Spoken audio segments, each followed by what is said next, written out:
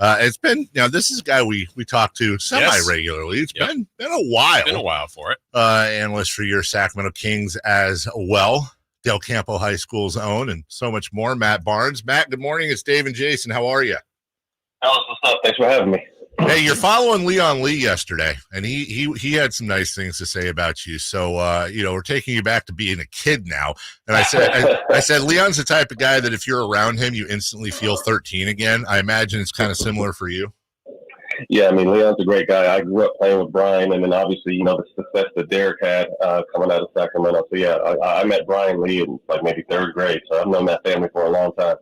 Well, Matt, when I think about Sacramento Sports Hall of Famer, your name comes up to me. It's someone that, what you did high school locally here, certainly you played for the Kings as well and other teams, but when you heard the honor, what did it mean to you?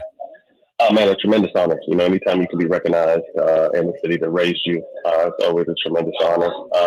Something that I didn't even know was possible. When I got a chance to talk to TC and hear who else has been inducted and the class that I'm going in with, again, just a tremendous honor. And growing up here, we know you from your NBA career. Obviously, here in Sacramento, now everybody can see you on the broadcast. My favorite thing you do, I hope you take this as a compliment because you're great as an analyst. Don't get me wrong, but the Up and Smoke podcast is just, dude, the best content, some of the best content that exists out there in the sports world.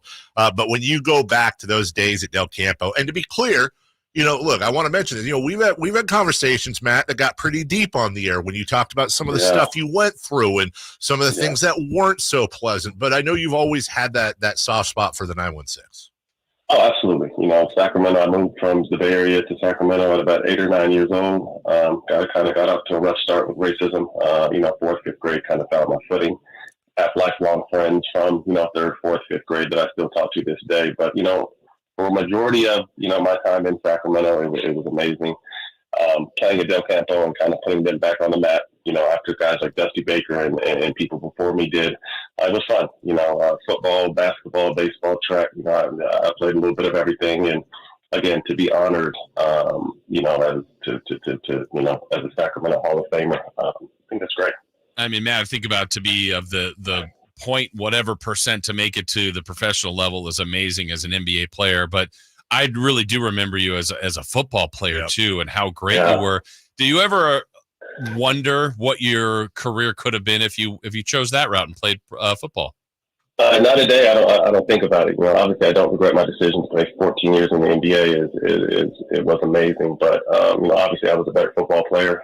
Just really didn't see anybody at 6'8" at that time doing it. Obviously Harold Carmichael back from the Eagles back in the 70s and 80s at 6'7". But there's not a day that passes. I love football, and I'm someone who is obviously understanding how tough it is to make a professional sport, whatever that sport is. But I felt like if I would have made football my main focus and really stuck with it, I definitely could have done some damage in the NFL. That being said, and I completely get why you'd think what if, but you had quite a bit of fun playing in the NBA. You won a ring, you made some coin, and you don't have to have like every bone in your body replaced at this. You're not doing the Matt Barnes morning workouts the same. I think if you've got a 10-year NFL career. Oh no! I mean, I'm in the steam room right now. I just finished my morning workout, so no, I completely agree with you. My brother played 9 years in the CFL, and he's still a little banged up. So I can only imagine what the NFL would have done to my 6'8" at the time 220 body. So no, I'm definitely glad with the decision I made and the ability to still run around with my kids and work out and do what I want. I'll be 44 next month or two. So definitely made the right decision in my eyes. Hey, one of the best things about Matt Barnes is that Matt Barnes can be doing a radio interview in the steam room, and no one's going to say anything to Matt Barnes. Exactly. Matt, you mentioned obviously you're just an incredible athlete, but a lot of kids back then too played multiple sports. You mentioned track. You mentioned baseball. How were you? I'm assuming track. You were pretty gifted. How were you at baseball? Baseball, I couldn't hit the off-speed pitch, but fastball I had no problem with. Just the off-speed pitch, but I actually loved baseball. I grew up in a predominantly white school, and all my friends played soccer and baseball. So I was kind of the oddball when I went the other route. But baseball was something that I loved and still a fan of to this day. And even while I was actually playing in the NBA, people don't know, but I was on a competitive travel softball team in the summertime. So wow. I was playing left field, center field, batting third or fourth, hitting multiple home runs. And people are like, I'd be in my hat and a long sleeve shirt trying to hide my tattoos, but eventually they'd find out it was me, and people are like, what the hell are you doing out here? So just all-around athlete, and I kind of miss that. Obviously I have sons that are freshmen now in high school, and they're playing varsity basketball, but I kind of miss the days where, you got to play all sports to kind of well-round you and find out exactly what your niche is. But I kind of feel like sports now is almost a job for kids, and if you play multiple sports, you get behind the eight ball in other sports. So I really miss the days of obviously being able to play multiple sports and play outside, since we're talking about being kids. Sacramento Sports Hall of Fame elect Matt Barnes joining us. And since we're live and local and going back to being kids, I got to ask you. So I was a Mariloma and then Rio Americano guy. I went to Churchill, as you know, with Derek. At Mariloma, it was Ernie's Wines and Liquors. Yeah. At Rio, it was Ashton Park. So whether it was a restaurant or a park, and I'm talking about the place you go after, maybe get some gummy worms, or maybe when you got a little older in high school, maybe you went to share things with friends. I'm trying to think, because that's like Dewey, Papaya, St. James. Yeah. What was the Del Campo place? Alberto's. Late night, no matter what you're doing, they're open late night. You go grab a couple California burritos at 2 a.m. before we took it to the house. So Alberto's, it's funny, when I come into town in Sacramento, I make my way all the way out to my old stomping grounds to go get a burrito every once in a while, because that's still, to this day, California burrito with no neck sauce is one of my favorite meals. I think it's 24 hours. Dude, it is. Yeah. He's so right. And everybody orders the same thing. Yeah. That and the rolled tacos, dude. I've been doing it. Yes. Oh my goodness. Isn't that great how that stuff just never leaves you? Like, you want to come back, Matt, just for that nostalgia for your memories, right? There you go. I'm definitely going to grab one when I'm out there for the Hall of Fame. So definitely, I try to get out there as much as possible. Do you ever think back? I got to be really careful.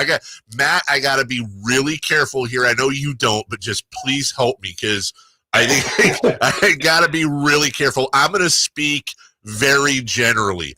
Since you and I are near the same age and chewing a lot of the same dirt, do you ever sit back and think about how back when we were in high school, the access to and the quality of certain things recreationally was like, you had to know a guy, you had to know a guy to know a guy to know a guy.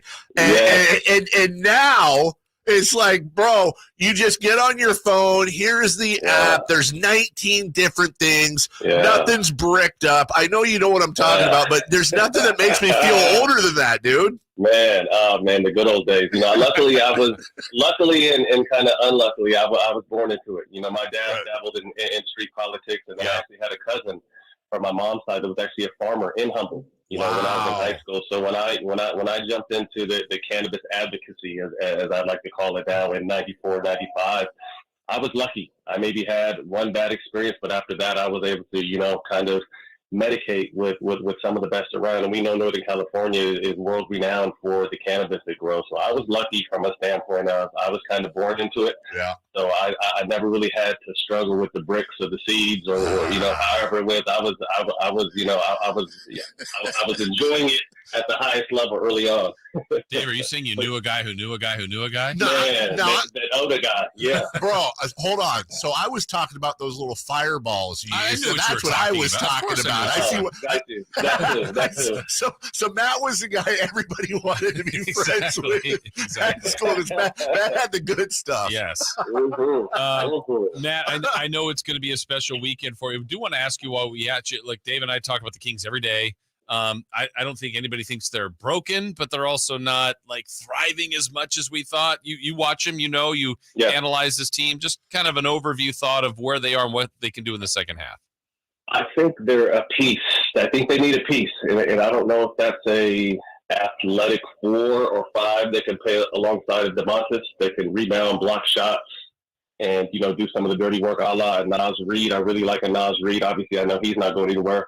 Or is it a more active 3-and-D? I mean, I love Harrison Barnes and what he's accomplished over his career, but I feel like he's so talented, and at times he's very comfortable with blending in. I mean, this team's record when he scores over 16, 17 points is incredible. But too often I kind of feel like he's such a nice guy that he'll defer not understanding that when he scores the ball, the Sacramento Kings are a much better team. So I think they're a piece away, and it's always hard when you talk about pieces because that means trading guys that have been loyal to the franchise and have helped the franchise. But I definitely feel like, Monty McNair and those guys aren't afraid to make a splash. Obviously the Halliburton and the Sabonis trade has worked out for both sides. So I hate to be in the position of Monty and those guys, but I think they understand that they do have to make a move for this team to, take another step. Yo, when the season ends, dude, let's get out on the course. I'll bring the gummy worms and fireballs, bro. Yeah, I got my clubs every time I'm in Sac. Just let me know, bro. Okay, you got it. Hey, listen, seriously, congratulations, Matt. You deserve it. I know it's been a pretty interesting road for you. And I say that with love, but look at you now, and look at how you are to your kids, and look at now you're a Hall of Famer, dude. So continue to set that example as we get older.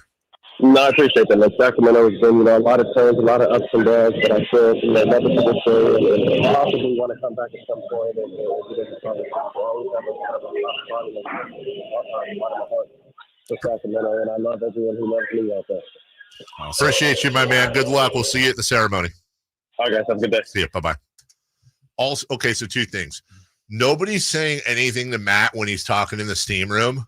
And then nobody is saying anything to Matt when his phone goes completely out at the end. Like, I'm not interrupting it. Just at the very end. Just at the very end. Most of it. But then it came back when he said, all right, guys. Yeah, exactly. That's Matt Barnes, Hall of Fame elect. We'll take a break when we come back.